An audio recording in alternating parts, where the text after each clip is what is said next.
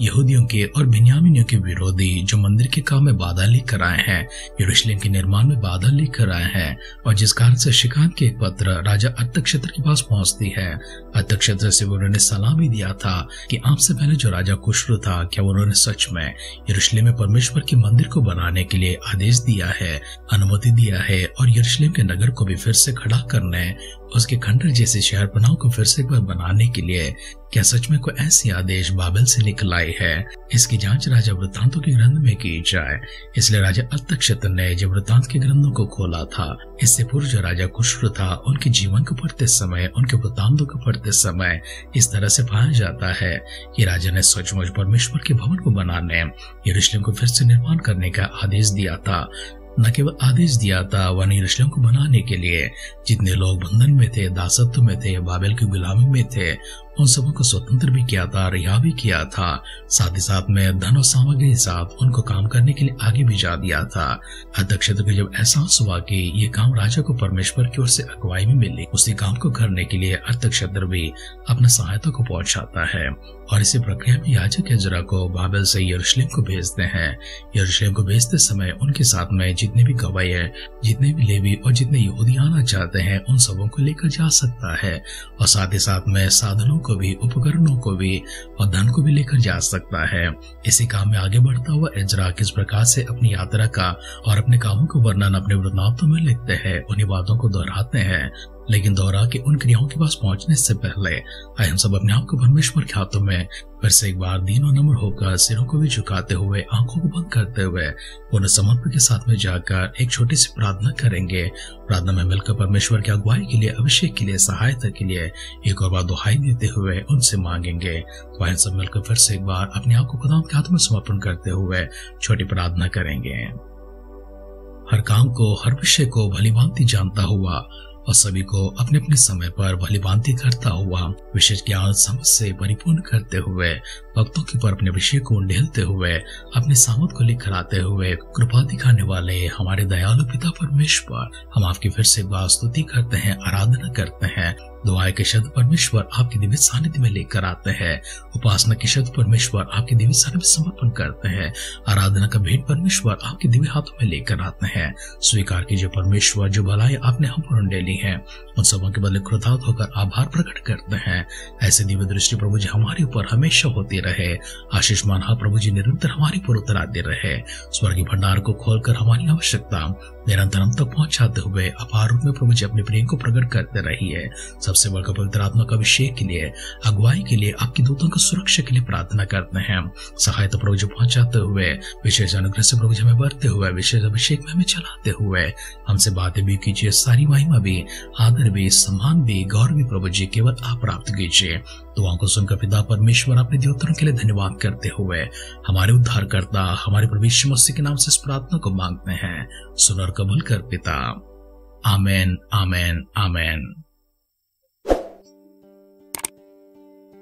आध्यात्मिक जीवन की दैनिक खुराक सुन रहे हमारे सारे प्रिय श्रोताओं को, परमेश्वर के बड़े भक्त गणों को प्रभु यीशु मसीह के नाम में प्यार भरा जय मसीह की सुप्रभातम और शुभोदय कहते हुए हम सबका मनपसंद ध्यान केंद्र आध्यात्मिक जीवन की दैनिक खुराक में और इस नए दिन में आप सबका स्वागत करते हैं। हमारी अध्ययन एजरा ग्रंथ के 8वां अध्याय में चल रही है। उसका पहला वचन से पढ़ते हुए हमारी ध्यान को आगे बढ़ाएंगे। उनके पूर्वजों के घराने के मुख्य मुख्य पुरुष ये हैं, और जो लोग राजा अर्थक्षेत्र के राज में बाबेल से मेरे संग यरूशलेम को गए, उनकी वंशावली यह है, अर्थात फिनिहास के वंश में से गेर्शोम, इतमार के वंश में से दानियल, दाऊद के वंश में से हतोस, शेकन्या के वंश के, परेश के गोत्र में से जकरिया, जिसके संग 150 पुरुषों की वंशावली हुई, पहतमोआब के वंश में से जकरिया का पुत्र एलियोहेना, जिसके संग 200 पुरुष थे, शेकन्या के वंश में से यहीएल का पुत्र, जिसके संग 300 पुरुष थे, अदीम के वंश में से योनातान का पुत्र एबेद, जिसके संग 50 पुरुष थे, एला के वंश में से अतल्या का पुत्र यशाया, जिसके संग 70 पुरुष थे, शपद्या के वंश में से मिकाल का पुत्र जबद्या, जिसके संग 80 पुरुष थे, योआब के वंश में से यहीएल का पुत्र ओबद्या, जिसके संग 218 पुरुष थे, शलोमीत के वंश में से योशिया का पुत्र, जिसके संग 160 पुरुष थे,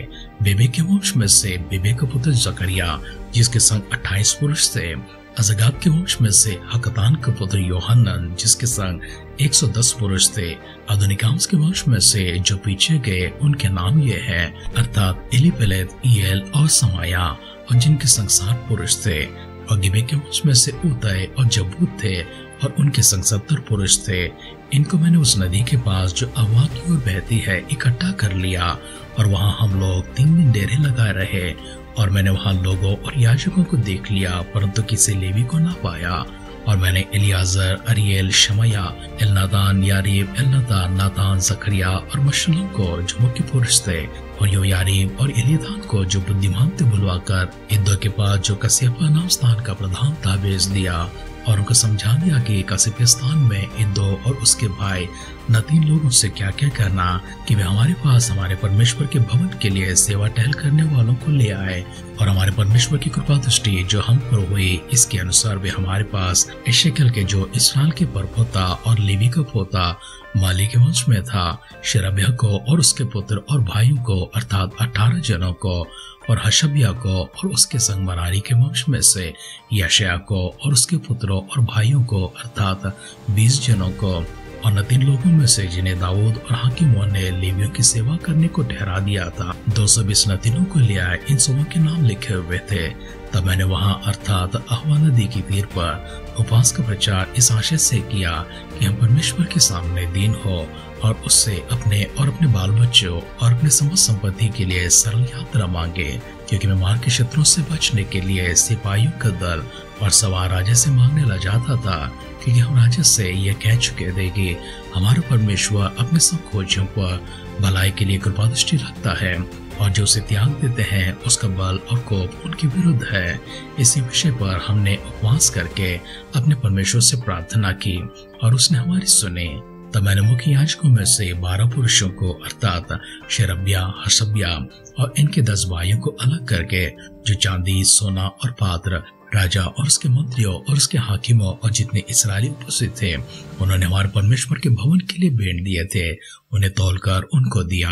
अर्थात मैंने उनके हाथ में 650 की कार चांदी, 100 की कार चांदी के पात्र, 100 की कार सोना, 1000 धर्कमाने के सोने के 20 कटोरे और सोने सरी के अनमोल चौके चमकने वाले पीतल के 2 पात्र तोड़कर दे दिया।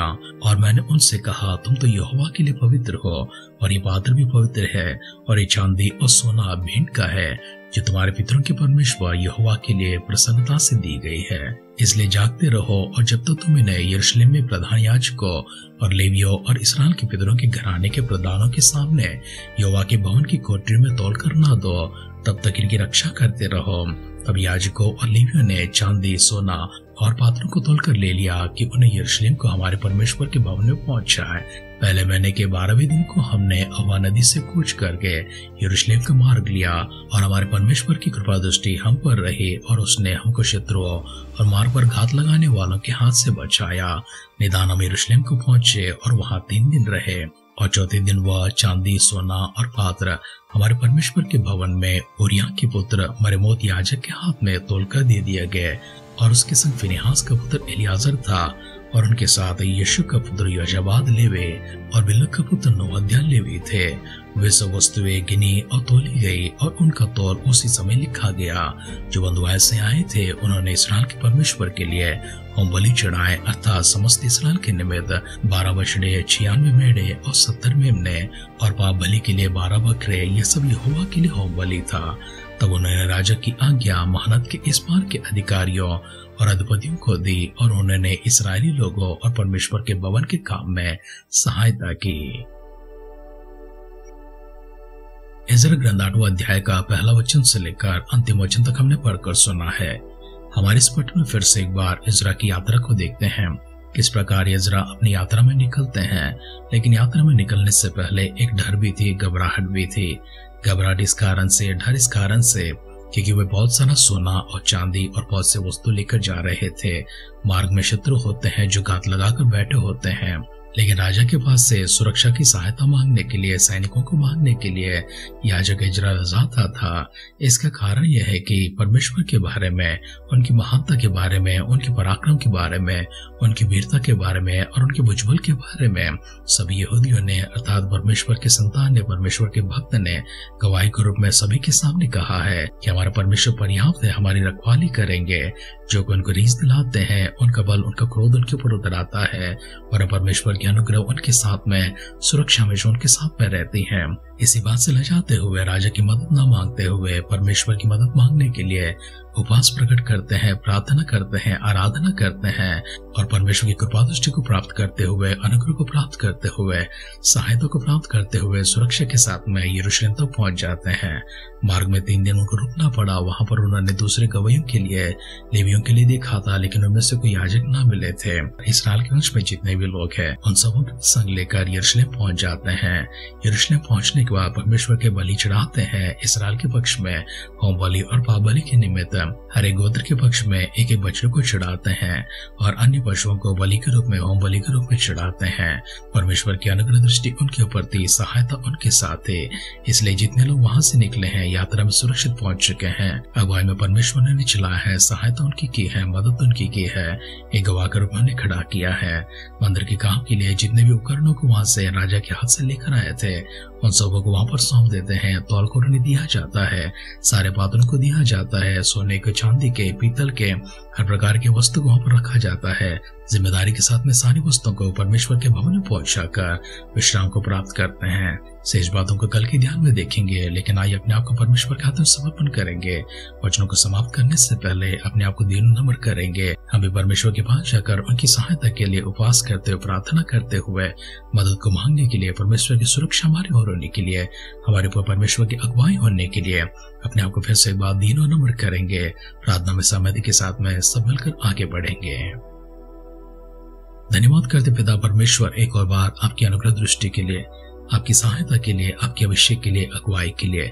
हमारे सारे परिजनों को, आपके भक्तगण को प्रभु जी फिर से एक बार आपकी दृष्टि में लेकर आते हैं। वचनों के लिए प्रभु जी धन्यवाद करते हैं, आभार प्रकट करते हैं। वचनों के आधार पर परमेश्वर हम लोग चलते रहे, विश्वास में हम लोग स्थिर हो सके। कुछ भी मांगे तो परमेश्वर आपसे मांगे प्रभु जी, चाहे बल के विषय में हो, सामर्थ के विषय में, पराक्रम के विषय में क्यों ना हो, ज्ञान के विषय, समझ के विषय क्यों ना हो प्रभु। आहार हो सकती है, धन हो सकती है प्रभु, रोजगार हो सकती है, हमारे मकान हो सकते हैं, रोटी हो सकती है, कपड़ा हो सकता है प्रभु जी, बच्चे, संतान प्रभु जी, जीवन हो सकते हैं प्रभु, जीवन साथी हो सकते हैं। हमारे लिए प्रभु जो भी आवश्यकता है परमेश्वर सब प्रभु जी आपकी ओर से मिलते हैं। इसलिए हम किसी चीज की चिंता ना करते हुए, ना किसी के सामने प्रभु जी हाथ फैलाते हुए, परंतु प्रभु आपके वचनों को ध्यान करते हुए सिर के समान रखेंगे, पूंछ के समान नहीं, देने वाले बनाएंगे, लेने वाले नहीं। इन्हीं वचनों के आधार पर विश्वास से परमेश्वर आपसे मांगते प्रभु जी, हमारे सारे परिजनों के ऊपर परमेश्वर फिर से एक बार अपने अनुग्रह दृष्टि रखते हुए, सारे प्रावधानों तक पहुंचाते हुए, प्रभु यीशु मसीह की बादलों के आगमन का विलंब होगी। कल सुबह फिर से एक बार मिलकर आपकी स्तुति करने, आराधना करने, हम सबों को संजोगों की संख्या में, भाग्यवानों की संख्या में आप संभाले रखिए। अगर ऐसा तो प्रभु के राज्य में प्रभु हम सबको शामिल करने के लिए दुआ करते हैं। प्रार्थना पिता परमेश्वर आपने सुनकर हमें देवताओं के लिए धन्यवाद करते हुए हमारे उद्धारकर्ता, हमारे प्रभु यीशु मसीह के नाम से इस दुआ को मांगते हैं। सुन और कबूल कर पिता। आमेन, आमेन, आमेन। मैं आंखें अपने पर्वत की ओर उठाता हूँ, मेरी सहायता कहां से पहुंचती है? मेरी सहायता तो स्वर्ग और धरती को बनाने वाले उस परमेश्वर की ओर से मिलती है। इन्हीं वचनों को फिर से एक बार हम दोहराते हुए, विश्वास में आगे जाते हुए, हमारी आवश्यकताओं को, हमारी जरूरतों को परमेश्वर के सामने लेकर जाएंगे। परमेश्वर हमारी पुकार को सुनकर हम सबको उत्तर दे। हमारी सी दुआ और कामना के साथ आज की ध्यान कहीं पर समाप्त करते हैं। आप सुनते रहिए, सुनाते रहिए आध्यात्मिक जीवन की दैनिक खुराक। कल फिर मिलेंगे। अपना ख्याल रखिए, अपनों का ख्याल रखिए, दूसरों का भी ख्याल रखिए। God bless you.